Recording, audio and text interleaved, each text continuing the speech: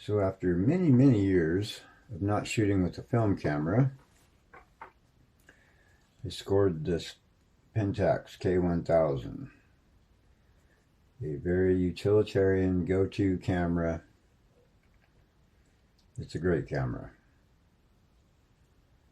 but it took me forever to find a good deal on some film. And then the one thing I've been having a heck of a time before I even started shooting was finding a place to develop film. I found a company. We're going to shoot a couple rolls and we're going to send it off and just see how they do. We'll probably do a review on them too. But I just got the film today, but before we load it up and start shooting, the one thing this camera needs is a good cleaning, because I took a look inside. The mirror, it's not bad, no scratches, but it's got a little strange film on it from sitting probably for 30 years, not being used. So we're going to clean it up today, clean the film rails. But the first thing I'm going to do is start inside here. We do things on the cheap around here. I found some good soft cotton cloth. I cut a couple small patches with my dollar store scissors because I don't know where my Cutcos are.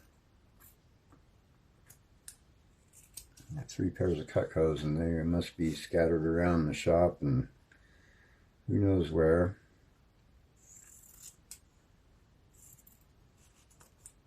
I'm just going to get a couple clean cuts. You know, make sure all these little fibers don't get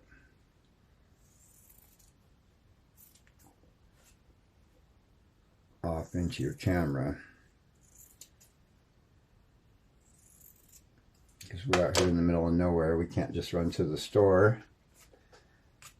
Need them. Now, very mild soap solution. I know everybody's going to freak out. You can use alcohol, you can use soap solution. The mirror does not affect the photo.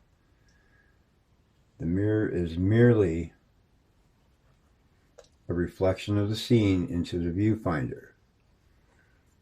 When the shutter clicks, the mirror flips up, then the shutter opens. The mirror has nothing to do with the photo. It only represents the image in the viewfinder. So if it's scratched or dirty, it really doesn't matter.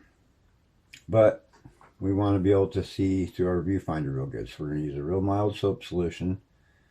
And the reason I'm using a soap solution on this is because it's got a weird film on it. Not sure what it is, just years of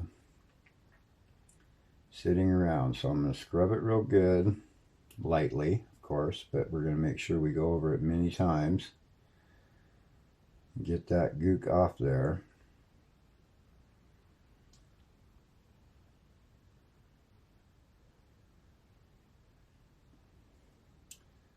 Don't see much coming up off of it. That's good. But I can tell it, whatever was on there is disappearing. Now I see a few pieces of dust. I can't tell. Yeah, that's just a reflection through the viewfinder. I flip around to the dry side.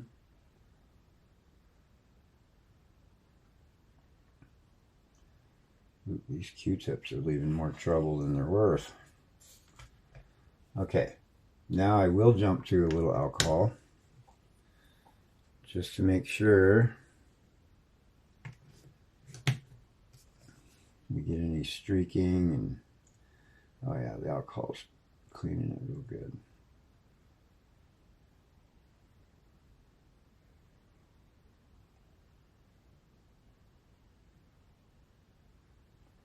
Okay. Now, making sure there's no loose fibers. very lightly. Get in there and polish that up a little bit. Get all the soap off of it. Help the alcohol evaporate a little better.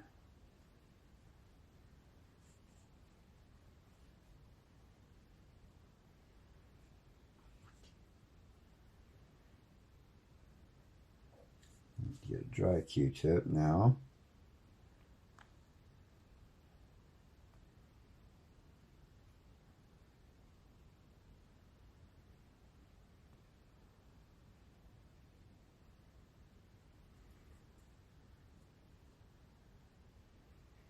Looks like there might be a couple small imperfections in the mirror. Put it up there to reflect the light, and man, it's nice and clean. Good.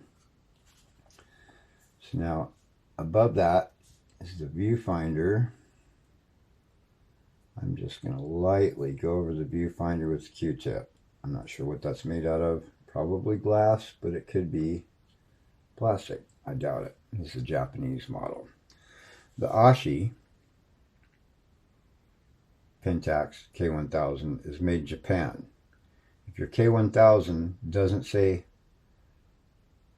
Ashi or Asahi, if it doesn't say Ashi on it, it's made in Hong Kong or China. But the Ashi model is a Japanese, and this is the one you want. If you're shopping for a K1000, that is. I can't stress, I had one of these back in the day. It's a great camera. I had a Yashica and a Pentax like this one, and both of them were great cameras. But I searched high and low for a good Nikon or Canon, but never did find a good one to buy, and then this one came up and I snagged it. So I'm cleaning around the lens mount real good with a little bit of alcohol, and around the body at the lens mount. Got a lot of gook on that one, so that means the lens probably needs a little cleaning too.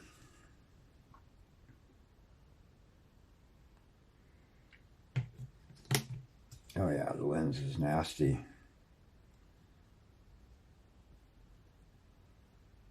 Yeah, I just can't wait to load this up and go shoot some inanimate objects.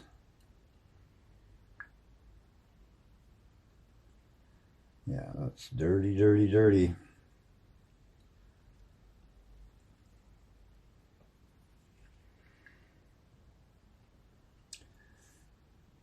The lens itself looks really good. There's a little bit of dust.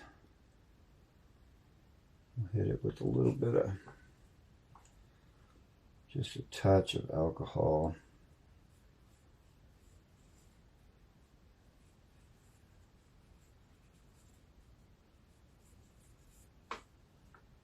Oh yeah, that looks good. Okay, so that part's done. I am not going to blow the body out because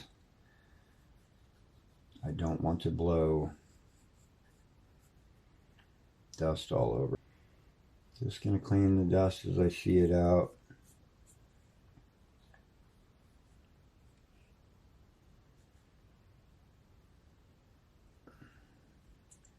Good.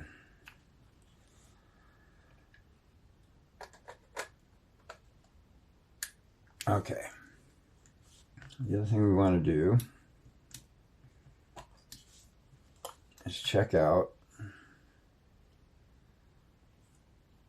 inside the back here. The one thing you don't want to do is touch the shutter curtain at all, because you can damage that really easy, and that is a super critical part. Clean inside the film holder. Make sure there's no major debris in here. Clean along the light seal.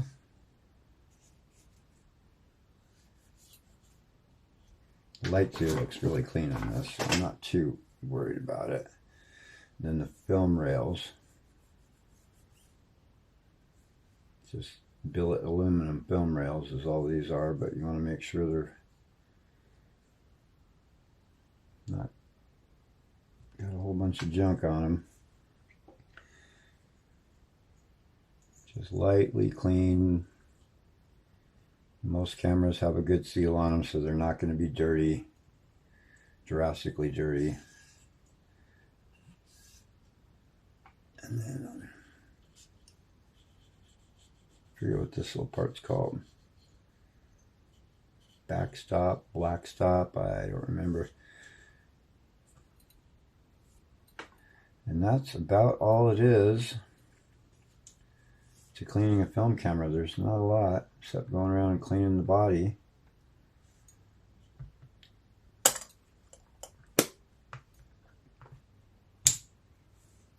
Okay. Well, to clean the body, you just got to go around and get the debris off of it. Not a huge deal. I'll go ahead and do that off camera, and then we'll load the film.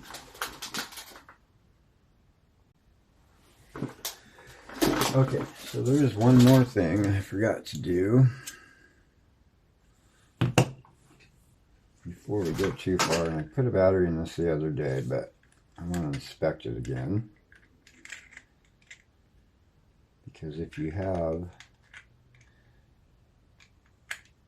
any corrosion in here, you'll want to get it cleaned up.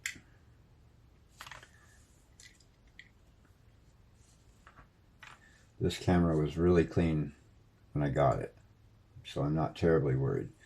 But these contacts in here, you need to make sure there's no rust or corrosion or anything. And if there's rust, you're going to have to take some extreme measures. Corrosion, usually a little baking soda and water, you can dip it in and clean it. But I'm pretty lucky because, like I say, this camera was really good condition when I got it.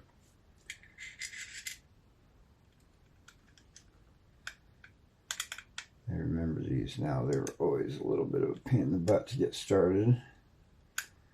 Make sure you don't cross thread it. Down all the way so it makes contact. All right.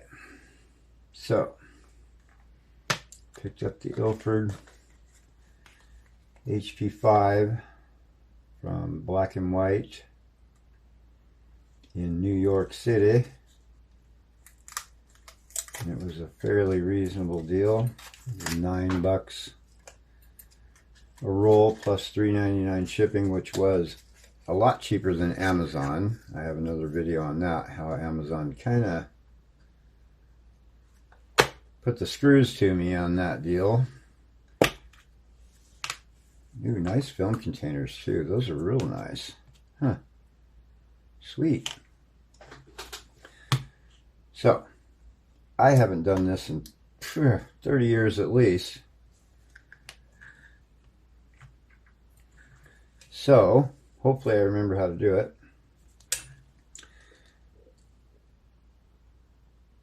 Round side up, peg side down, lift up on your winder, and all you do is just pull it out.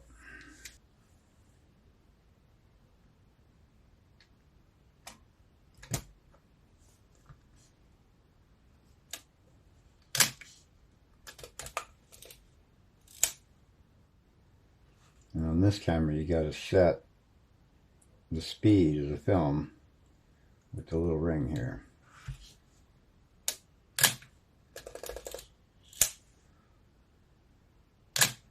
Sounds like it's winding. Nice. And we are at 0. I'm going to go ahead and wind. Okay. I think it's wind 3 times. And, you know, you got to click the shutter in order to engage the winder again. Like I said, it's been 30 years since I've done film, and I was just so excited to get back to it. So we'll have to see how it goes in the future.